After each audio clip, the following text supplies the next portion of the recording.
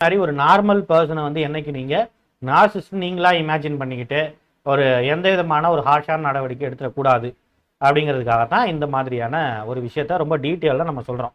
So அந்த அடிப்படையில் இன்றைக்கு அவர்கள் வந்து என்ன செய்ய வைப்பாங்க, நம்மளை லாங்கிங் பண்ண வைப்பாங்க, ஏங்க வைப்பாங்க, அது என்ன காரணம், அதை எப்படி ஹேண்டில் பண்ணுறது அப்படிங்கிற விஷயங்களை இன்றைக்கி நம்ம பார்த்துடலாம். ரைட்டா, வருமா இன்ட்ரா சார் உரா வண்டியா?